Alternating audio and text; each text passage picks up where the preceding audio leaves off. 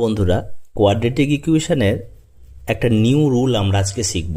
যে রুলসটা দেখো তোমরা কখনো শেখোনি, এখনো দেখোনি।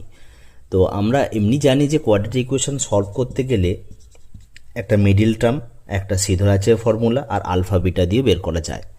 আজকে দেখো আমি একটু অন্য ধরনের তোমাদের শেখাচ্ছি। দেখো এই ইকুয়েশানকে যে কোনো দেখো এই যদি আমি আলফা বিটা দুটো নাম্বার ধরে নিই, তাদের প্রোডাক্ট ফর্মে আমি এটাকে রিপ্রেজেন্ট করতে পারি, এটা তো আমরা জানি। তাহলে এটাকে জাস্ট যদি মাল্টিপ্লাই করে দিই তাহলে কি পাবো, এটাও আমরা শিখেছি যে এটা এভাবে লেখা যায়।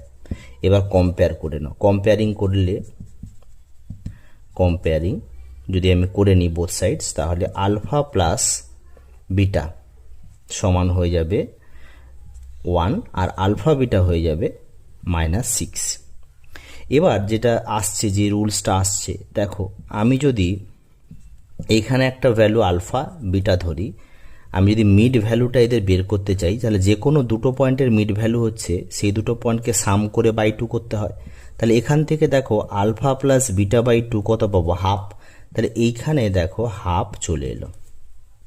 হাফ এমন একটা নাম্বার, তার সাথে একটা ফিক্সড নাম্বার যদি আমি অ্যাড করি তাহলে আমি বিটাকে পাবো, আর ফিক্সড নাম্বার যদি আমি সাবট্রাক্ট করি আলফাকে পাবো। কারণ আমরা যেহেতু এই মিডিলে আছে, তাই না, ডিস্টেন্সটা তো মিডিল একদম পুরো। তাহলে এখানে আমি ধরছি সি, আমি যদি অ্যাড করি বিটা পাচ্ছি, মাইনাস সি যদি অ্যাড করি আলফা পাবো। তাহলে আলফা বিটা যে নিউ ফর্মটা কি হলো, আলফার পরিবর্তে আমি লিখতে পারি হাফ মাইনাস সি, আর বিটার পরিবর্তে আমি লিখতে পারি হাফ প্লাস সি। এবার এই যে ভ্যালু আলফা বিটার ভ্যালুটা এখানে বসিয়ে দাও। তাহলে যেহেতু প্রোডাক্ট আছে, প্রোডাক্ট করলে দেখো half minus C, half plus C সমান -6।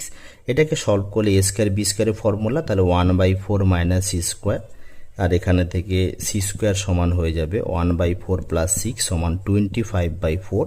তাহলে সি সমান হয়ে যাবে 5/2।